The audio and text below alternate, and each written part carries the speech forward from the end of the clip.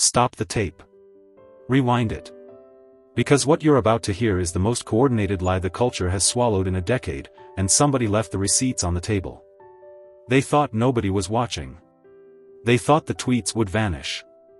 They thought the clips would rot in the algorithm and nobody would ever line them up side by side. But somebody did.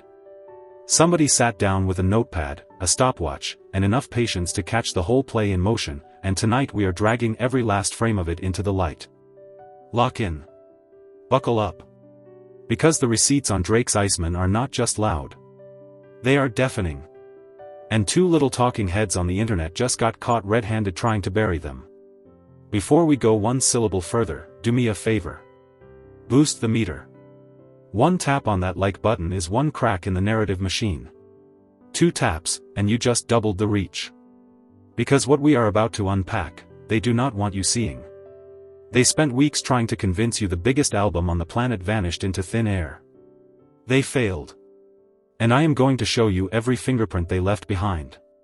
Let me put you inside the scene. 2 content creators. Same day. Same window. Same rehearsed talking points.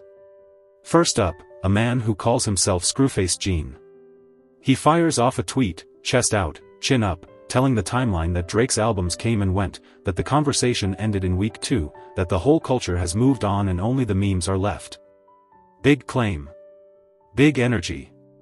Big confidence. And then he does the one thing you never do when you actually believe your own words.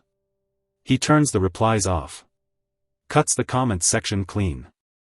Locks the door and walks out the back. Now peep this, because this is the tell. If you were really that sure of what you just said, why are you scared of what the room will say back? That is not a hot take. That is a hit and run. Then, on cue, like the second act in a scripted play, in walks talking head number 2. Goes by the name Read My Soul. Says he is out of Harlem, which we will absolutely circle back to, because that detail alone might be the loudest lie in the whole story. Read My Soul gets on camera and, with a straight face, tells you he has not seen a single Drake song from Iceman moving organically in the streets. Not one. 0. Nothing. Then in the exact same breath, without pausing, without blinking, he tells you he is hearing brand new songs from Rick Ross, from T.I., from Vince Staples, from underground names half his audience never heard of. Let that sit with you. So the algorithm in his phone is sharp enough to pick up a Vince Staples record most listeners have not discovered yet, but somehow it cannot detect the biggest artist alive dropping a triple album event. Look, that is not a signal problem. That is a selective hearing syndrome problem. And it is spreading faster than a group text on a Sunday afternoon. Because here is the twist: neither of these guys wanted anyone to notice. This was not a review. This was not honest commentary. This was a memo. A recycled, plug-and-play, copy-and-paste memo passed around the gossip corners of the internet like a rumor at a family reunion. And the moment you tug one thread, the whole sweater falls apart. So we are pulling every single thread tonight. Every one. And when I am done, you are going to understand exactly why one of them killed the replies. Because when the facts show up at the door, feelings have to sit down. Myth number 1. The album vanished after 2 weeks. Nobody plays it. Came, went, gone, over. That was the pitch. Now, hold up. If Drake's project supposedly disappeared, explain this to me. 2 weeks after release, the loudest basketball moment New York has seen in nearly 30 years played out inside Madison Square Garden. The most watched NBA Finals since 1998. And what was playing in the Knicks locker room while the whole city lost its mind? A Drake record. From this so-called dead album. Blaring. Loud enough to shake the drywall. Players jumping. Coaches nodding. Cameras rolling. That footage exists. Those celebrations exist. Nobody paid those athletes to press play. They pressed play because the song hit. So somebody explain to me how a guy from Harlem, a guy who says he loves his city, missed the biggest Knicks moment of his lifetime. You did not see it, or you saw it and pretended you did not. Because those are 2 very different confessions, and only one of them is honest. And it was not just one song. It was not just one clip. It was a whole rotation. A whole Drake soundtrack running through that locker room. Shout out to the whole squad, shout out to the guys who filmed it, shout out to the culture that lived it in real time. And it did not stop there. The most famous athlete on planet Earth. Not a New York guy. Not a hometown hooper. The single most recognized athlete alive, hitting the Iceman celebration on the biggest field in world sports, in front of billions of eyeballs. And you want me to believe Drake's album is culturally irrelevant? That is the trick. That is the trap. Cultural irrelevance does not get soccer superstars memorizing your choreography. Cultural irrelevance does not get an NBA locker room turning your track into a war chant. Something is not adding up, and the math is starting to shout. Myth 1, down. Now, watch this pivot. Because this is where the con job really gets clever. The second you drop receipts, the second you show the video, the second you present the moment, the same script kicks in. Oh, those people are bots. Oh, that was paid. Oh, that was fake. Oh, that was manufactured. Convenient, right? Whatever you can film, they call staged. Whatever you can prove, they call planted. That is not media literacy. That is a defense mechanism. That is what you do when the truth is too loud to shout down. So let us walk this to the one place bots cannot survive. TikTok. Because TikTok's algorithm punishes fake engagement faster than any platform ever built. And what do we find over there? Black women, white women, Asian women, Latin women. Black men, white men, guys in Eastern Europe, guys in Brazil. Kids in Manila, aunties in Lagos. All of them lip-syncing, remixing, laughing, duetting to songs off Drake's album. Songs that supposedly nobody is playing.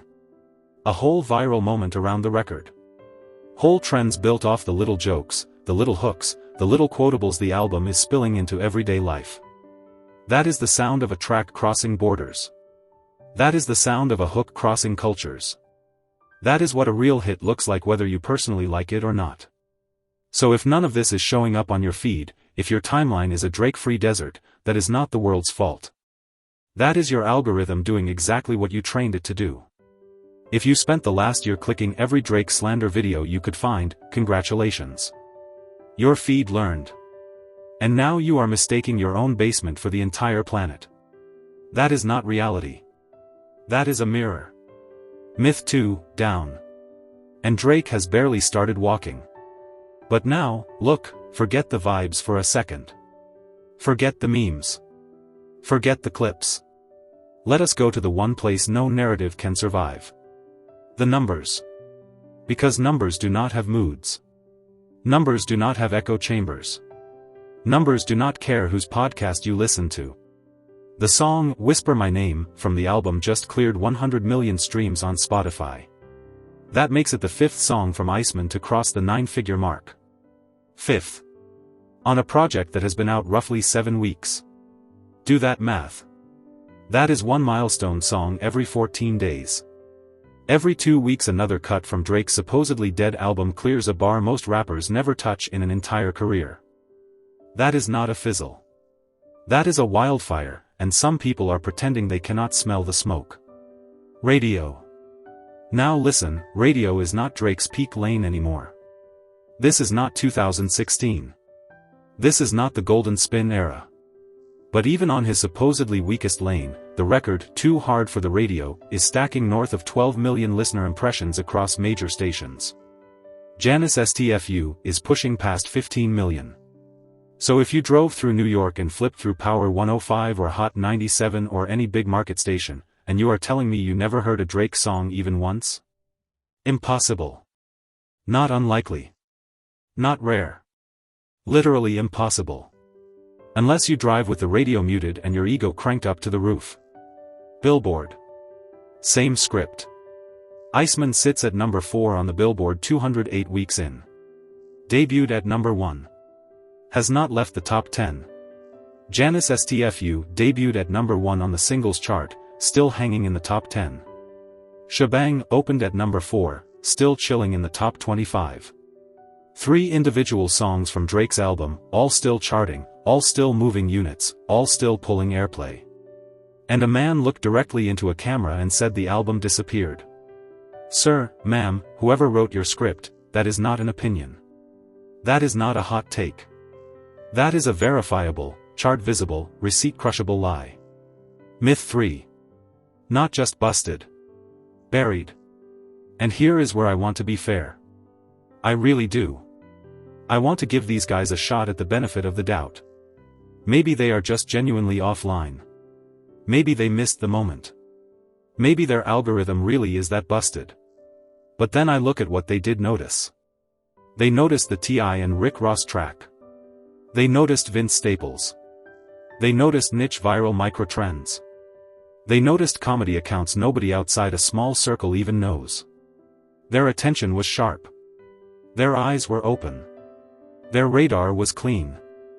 And yet, somehow, the moment the biggest artist in the world drops a project, the radar goes blind. That is not a bug in their feed. That is a policy. That is a choice. And that is the pattern that nobody in this corner of the internet wants to name out loud. There is a specific little ecosystem, a specific bubble of creators, and they have quietly agreed to a rule. The rule is simple. Whatever Drake does, downplay it. Whatever Drake pulls, dismiss it. Whatever Drake accomplishes, call it fake, call it planted, call it corny, call it bot. Never once acknowledge it out loud. Because the second Drake gets acknowledged, the grift dies. The whole, he is over, bedtime story crumbles. And a lot of these creators built entire channels, entire brands, entire personalities on that story staying alive. So they cannot bury it. Even when it is stone dead in the ground, they have to keep pumping the corpse just to keep the checks coming. And the checks, listen, the checks are the whole point. Never forget that. Now let me pause. Because this is the part that tipped me off in the first place. It was not just the tweets. It was not just the videos. It was the timing. Both of these creators. Same day. Same window. Nearly identical phrasing. Came and went. Not moving organically. Only see memes. That is not two independent thinkers landing on the same conclusion by accident. That is a talking points memo. That is a script. And I want to know who is writing it. Because when a narrative moves that cleanly across multiple accounts, on the same day, in the same tone, somebody is coordinating. Somebody is suggesting. Somebody is whispering in a group chat while these two think they are being real. And here is the spoiler. They are not the writers. They are the actors. And they are auditioning for a role they do not even realize they were cast in. Now, real quick, I know somebody in the comments is already typing. Well, if Drake is really that big, why is my feed empty? Fair question. Honest answer. If you spend all day watching, liking, sharing, and engaging with anti-Drake content, TikTok and YouTube are going to feed you exactly that. That is not Drake's problem. That is your feed. Your algorithm is a mirror of your habits. If you built the echo chamber, do not blame the echo when it echoes. The rest of the culture is not obligated to live in your basement. So go outside. And I mean that literally. Look at the World Cup. Right now. Players from countries most Americans could not find on a map are warming up to Drake tracks. Players from 3 separate continents are hitting the Iceman celebration after scoring goals. Stadiums packed with fans singing hooks from the album word for word. That is not America. That is not New York. That is not a paid campaign. That is global culture in real time. And you want to tell me the album disappeared? In which universe? Point at it. Buy me the ticket. Because it is not this one. Now let me get into the psychology. Because this is the crack in the wall that opens up the whole house. There is a very real, very important difference between not liking something and pretending it does not exist. You are allowed to not like Drake. You are allowed to not like Iceman. You are allowed to think every track is corny, mid, boring, whatever adjective makes you feel superior. That is a valid opinion. Nobody is taking that from you. But the second you cross the line from, I do not enjoy it, to, nobody is playing it, the album vanished, the culture moved on, you stop being a critic. You start rewriting reality. And that is not criticism. That is cosplay. You are dressing up as a music journalist and hoping nobody checks your homework.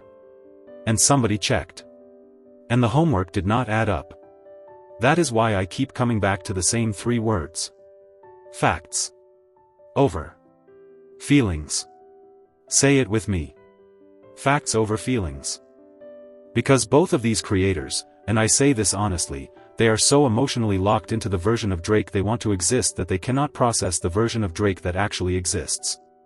In their heads, he is finished. He is washed. He is done. And they need that fantasy to stay alive so badly that they will ignore locker room footage, they will ignore chart data, they will ignore radio spins, they will ignore World Cup celebrations, they will ignore global TikTok trends, all to keep the bedtime story going. That is not analysis. That is grief. They are grieving a reality that never existed. And they are dragging their audiences into that grief with them. And that is the trap. Because the audience trusts them. The audience thinks they are getting street-level, honest, ground truth analysis. But what they are actually getting is a curated fairy tale. A comfortable, cozy little world where Drake is losing and everything is unfolding exactly as planned. And the moment one of these creators tries to break formation, tries to tell the truth, tries to say, actually, this album is doing crazy numbers, their own audience turns on them. So they cannot. They are stuck. Trapped by the very audience they trained. That is not power. That is a hostage situation. And they built the cell themselves. You want the wild part? I came in a little skeptical too. I am not going to sit here and pretend I was locked in from day one. When Tabati dropped, sure, I was in. It hit immediately. But, maid of honor? I was on the fence. I was cold on it. I said so, on record, out loud. I did not like it. And then I did the thing these creators refused to do. I sat with it. I listened again. I gave it a real, honest, unbiased spin. And I was wrong. Flat out wrong. Maid of Honor is a movie. Rusty, intro, which I initially rolled my eyes at, I now love. The album has been in rotation for weeks. Because I gave it what these two would never give it. A fair listen. A second chance. An honest ear. That is the difference between real criticism and dishonest storytelling. One evolves. The other freezes in place. And I refuse to freeze. Not for anyone. Because listen, and hear me on this, when we as fans, as creators, as commentators, refuse to be honest about what artists are actually doing, we corrupt the whole conversation. The whole thing rots. It stops being about music. It becomes about which flag you are waving, which team you are on, which artist you are rooting against on a given afternoon. And that is not music anymore. That is a sports rivalry. That is fandom in a journalist's costume. And 2024 broke a lot of minds in this culture. Broke them. Sent people into corners of the internet where the goal is no longer the truth. The goal is the win. And they will ignore any receipt, any chart, any stadium, any locker room, any global viral trend, just to protect the win. That is a sickness. And step one of curing anything is naming it out loud on camera. No filter. No hedging. So let me put the whole picture together. What actually happened here? Two creators walked outside, stared at a burning skyscraper, and told their audience, I do not see any flames. When we handed them the video of the fire, they said, that is AI. When we handed them the streaming counts, they said, those are bots. When we handed them the Billboard positions, they said, numbers do not matter. When we handed them the global celebrations, they said, that is paid. At what point do you accept that the problem is not the fire? The problem is the eyes. The feed. The bubble. The ego. And you are not the first person to be trapped in one. You will not be the last. But please, please do not sell it to your audience like it is truth. Because it is not. It is your feelings wearing a name tag that says, analysis. And that costume never fooled anybody paying attention. I will leave you with this. Sit with it. If a Drake song is playing in an NBA locker room after the most watched finals in nearly 30 years, if it is still moving in World Cup stadiums 2 months after release, if 5 songs from the album have crossed 100 million Spotify streams in 7 weeks, if the radio is pulling 15 million impressions per single, if Billboard has 3 separate cuts still charting, if TikTok is still spawning fresh trends weekly, if global creators from 5 continents are dancing to it. If the most famous athlete on earth is celebrating with its emote, then that album did not come and go. That album arrived. That album parked. That album unpacked. And that album is not leaving. Not tomorrow. Not next month. Not next year. And whoever is writing the scripts these two are reading from, whoever is whispering in the earpieces, whoever is making sure the same tired talking points hit the timeline on the exact same afternoon, you got exposed. You thought it would slide. You thought nobody would line up the tweets and the videos and the dates side by side. But somebody did. And that somebody is on camera right now, on stream right now, breaking your little myths in half one after the other. And once the first one falls, the rest go down like dominoes. So the real question tonight is not whether Drake's album vanished. It did not. The real question is who benefits from you believing it did. Follow the money. Follow the algorithm. Follow the pattern. Because this stopped being about music a long time ago. This is about influence. This is about who gets to shape the story when the numbers no longer cooperate. And the answer to that question is way messier than either of these guys ever wanted to admit. Which is exactly why one of them killed the replies. When your story cannot survive the comments section, it was never a story. It was a stunt. And the stunt just got caught on tape. Now if you rode with me this far, do me one favor. Just one. Be honest. Even if you cannot stand Drake. Even if you skip every single one of his songs. Even if you rolled your eyes at every second of what I just laid out. Be honest about what is happening in the real world. Because when we start being honest, all of us, the whole culture heals. And when we stay dishonest, everybody loses. Does not matter which artist you love. Does not matter which one you hate. Just tell the truth. Facts over feelings. Every time. No exceptions. No hall passes. Because when the receipts show up, feelings have to sit down. And one more detail before I let you go. I want you to hold on to this, because it is the smoking gun that ties this entire thing together. Both creators. Same day. Nearly identical wording. Same recycled narrative. And then one of them killed his replies. Not muted. Not filtered. Killed. Completely. Ask yourself, what kind of person shares a bold, confident opinion and then immediately shuts the door on the response? Nobody who actually believes what they said. Only somebody who was told to say it. That is the moment the mask slipped. That is the moment the whole play showed itself. That is how you spot a coordinated hit piece in the wild. That is the tell. And here is the last thing, and I have been holding it back on purpose because I want it to land. There is a bigger conversation coming. There is a much bigger story about what is happening behind the scenes with certain commentary creators, certain talking point circles, and certain money flows inside this ecosystem. And when the next chapter drops, a lot of dots that nobody thought were connected are going to line up in one straight, undeniable line. I am not going to say more than that tonight. I am going to let it marinate. I am going to let the room breathe. But understand something. The Iceman disappeared story? That was the appetizer. That was the warm-up. The real course is still cooking in the back. And when it hits the table, a few of your favorite, honest, voices are going to have some very uncomfortable explaining to do. Stay locked in. Stay tapped in. Because this is not over. This is chapter 1. And chapter 2 is where the real names start dropping. And trust me, when that one goes live, you are going to want a front row seat. So run it up. Hit that like. Drop your take in the comments. Tell me who you think is really writing these scripts. Because the mask is going to slip. Not maybe. Not eventually. Soon. And when it does, you are going to remember exactly where you heard it first.